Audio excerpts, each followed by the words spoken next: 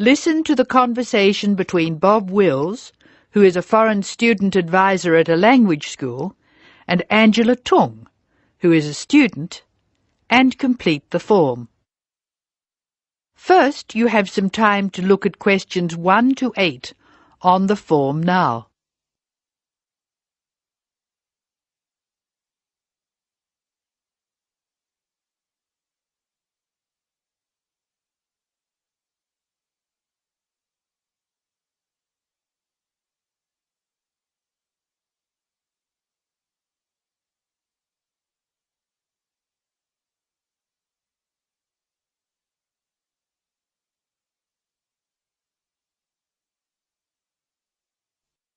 You should answer the questions as you listen because you will not hear the recording a second time. Now listen carefully and answer questions 1 to 8.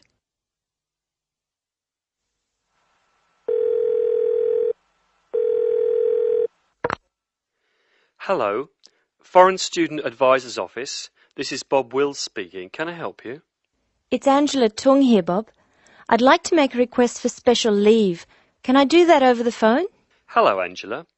You can make that request by phone, but I'll have to fill the form out. Let me get the special leave form. OK, here it is. Tell me your student number, please. It's H for Harry, 5712. H5712. OK. What's your address, Angela? I live at 10 Bridge Street, Tamworth. 10 Bridge Street, Tamworth. And your phone number? The telephone number's 8106745. Thanks. What course are you doing? I'm in the writing class. Writing. Who's your teacher this term? Mrs. Green. She spells her name like the colour. Thanks. When does your student visa expire? Let me look. July 15. July 15. OK. Which term do you want to take leave? Do you want dates? First, I have to write a term number. When do you want to take leave? In term 1. OK. Term 1. Now, can you tell me what are the exact dates? I'd like to be away May 31 to June 4. OK, I've got that. You'll miss 4 working days between May 31 and June 4. Is that right? Only 3. I'll be away over a weekend. I'll be back at my classes on June 5, so that's 3 days away. Look at questions 9 to 12.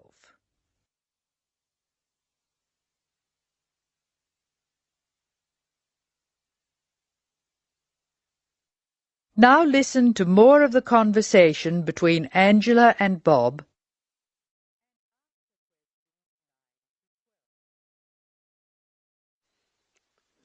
Why do you want to take leave, Angela? I'm going to visit my Aunt May. She's my mother's sister. She and her husband are my guardians while I'm here. Where do they live? About 50 kilometres from here, near Armadale.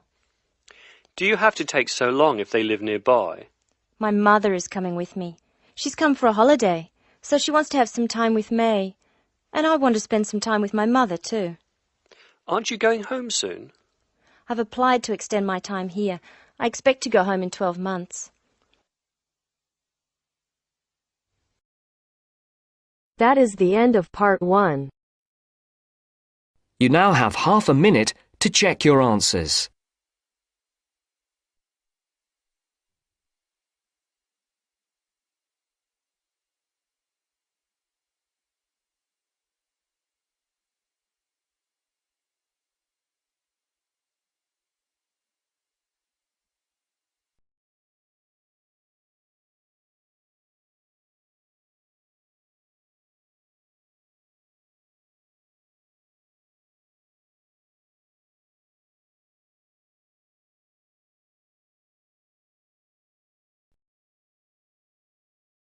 Now turns to part 2. Part 2. You will hear a presenter on a radio phone-in show. The presenter is talking to a woman who was bitten by a poisonous spider. First, you have some time to look at questions 11 to 15.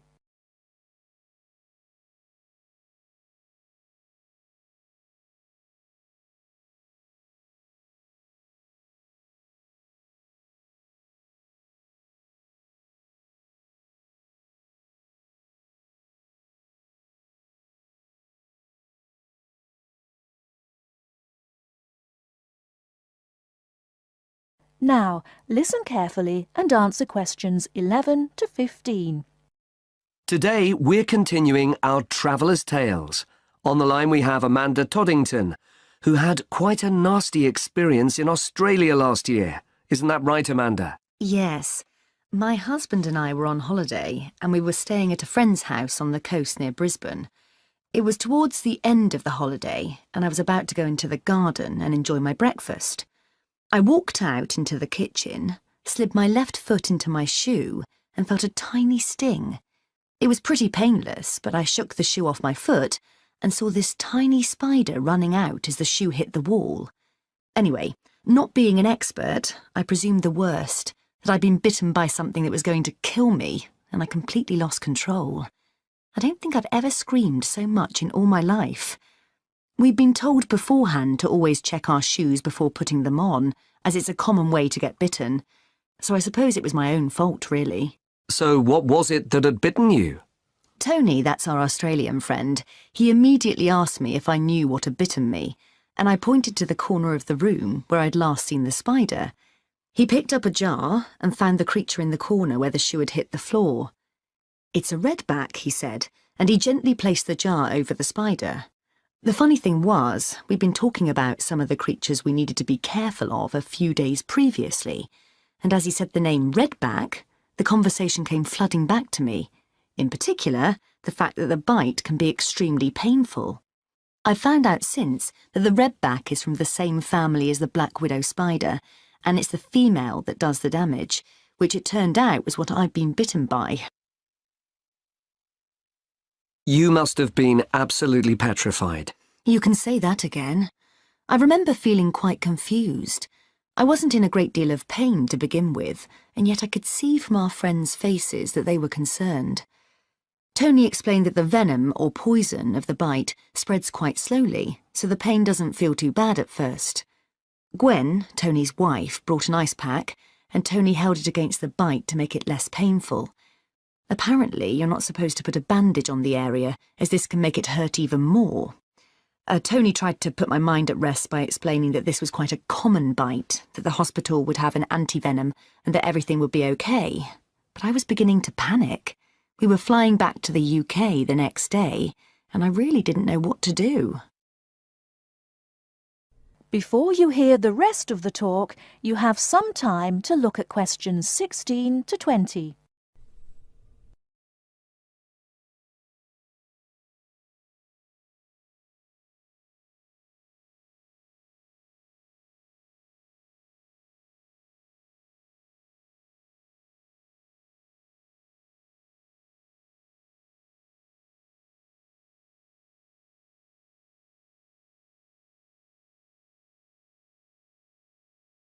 Now listen and answer questions 16 to 20. So what did you do? Well, Tony phoned the doctor, who told him to check my symptoms for the next hour or two. As time went on, the pain became very intense, from my foot right up to my knee. My husband was on the internet and was reading out the possible symptoms. I wasn't feeling sick, and I hadn't yet developed a fever, but I had a terrible headache, and my foot was beginning to swell up. At this point, Tony decided to take me to the local hospital to be on the safe side. I really didn't want to go, as I had visions of being kept in for days and all our plans being spoilt. But Tony and my husband insisted. When we got to the hospital, I was relieved to see how casual everyone was when Tony explained I'd been bitten by a redback spider. They told me to take a seat and got on with their work. And did you receive any treatment? By the time I got to see a doctor, the pain was very intense indeed, and I was getting quite upset. The doctor decided to give me a dose of an antivenom, which he assured me would eventually deal with the problem. Unfortunately, he also explained that it wouldn't have an immediate effect and the symptoms might last for several days. But the story has a happy ending.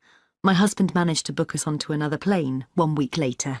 And even better news was that the symptoms of the bite finally cleared up after about 24 hours.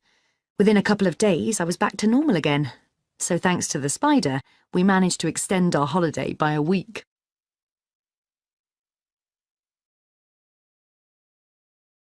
That is the end of part 2.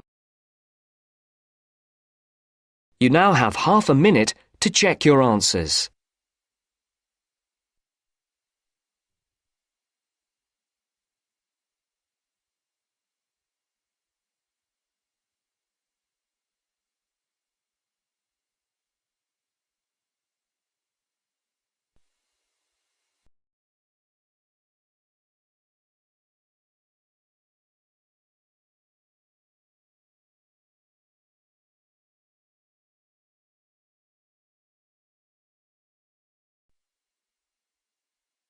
Now turns to part 3.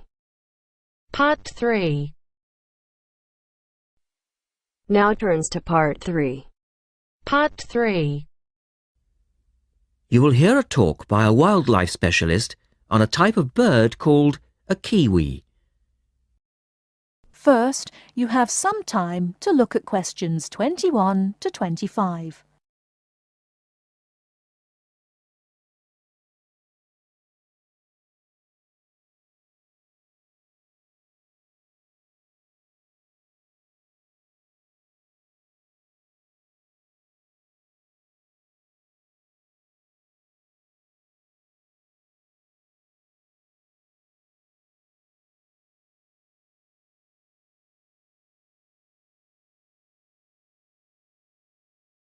Now listen carefully and answer questions 21 to 25.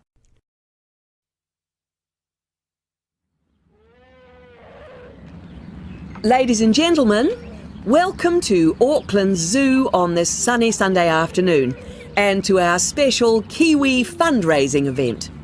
My job is to tell you all about the amazing little Kiwi, and your job, hopefully, is to dig deep in your pockets. Now, for the benefit of our overseas visitors here today, I should explain first of all that the kiwi is the national bird of New Zealand, and sometimes New Zealanders themselves are known as kiwis. Now, while kiwis in the wild are a rare sight, the kiwi as a symbol is far more visible. Apart from being in toy stores and airport shops all over the world, you'll find them on our stamps and coins. The kiwi is the smallest member of the genus Apteryx, which also includes ostriches and emu. It gets its name from its shrill call, which sounds very much like this. Kiwi! Kiwi! Kiwis live in forests or swamps and feed on insects, worms, snails and berries. It's a nocturnal bird with limited sight, and therefore it has to rely on its very keen sense of smell to find food and to sense danger. Its nostrils are actually right on the end of its long beak, which is 1/3 of the body length. Now, here's an interesting fact. Although kiwis have wings, they serve little purpose, because the kiwi is a flightless bird. Since white settlement of the islands, kiwi numbers have dropped from 12 million to less than 70,000. And our national bird is rapidly becoming an endangered species. This is because they're being threatened by what we call introduced animals. Animals which were brought to New Zealand, such as cats and ferrets, which eat kiwi eggs and their chicks.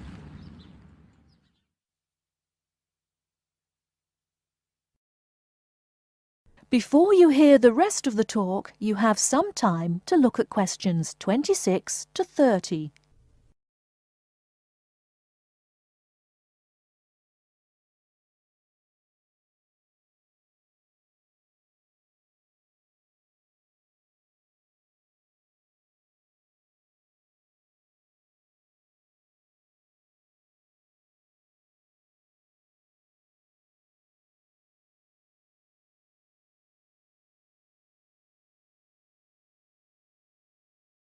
Now listen and answer questions 26 to 30. And so we have launched the Kiwi Recovery Programme in an all-out effort to save our national bird from extinction. There are 3 stages to this programme. Firstly, we have the scientific research stage. This involves research to find out more about what kiwis need to survive in the wild. Then secondly, we have the action stage. This is where we go into the field and actually put our knowledge to work. We call this putting science into practice. And then we come to the 3rd stage, the global education stage. By working with schools and groups like yourself, as well as through our award-winning Kiwi website, we are hoping to educate people about the plight of the kiwi. As part of the action stage, which I just mentioned, we've introduced Operation Nest Egg, and this is where your money will be going. It works like this. It's a 3-stage process. First of all, we go out to the kiwi's natural habitat and we collect kiwi eggs. This is the tricky part, because it can be very difficult to find the eggs. Then, in safe surroundings, away from predators, the chicks are reared. Now, this can be done on predator-free islands or in captivity. They're reared until they're about 9 months old, at which stage the chicks are returned to the wild. So far, it's proving successful. And since we started the program, some 34 chicks have been successfully raised this year, and their chances of survival have increased from 5 to 85%. However, it's not time to celebrate kiwi survival just yet. About 95% of kiwi chicks still don't make it to 6 months of age without protection, which is why Operation Nest Egg is so important. And we ask you to give generously today.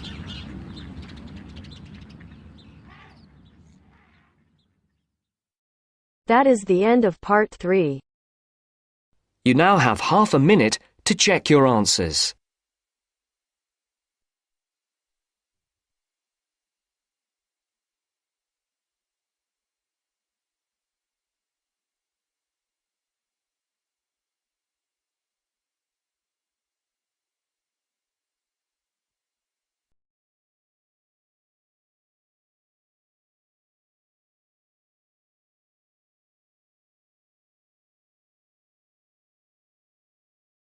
Now turns to part 4. Part 4. Listen to the last part of the lecture. As you listen, complete the notes below. First, you have some time to look at questions 31 to 40.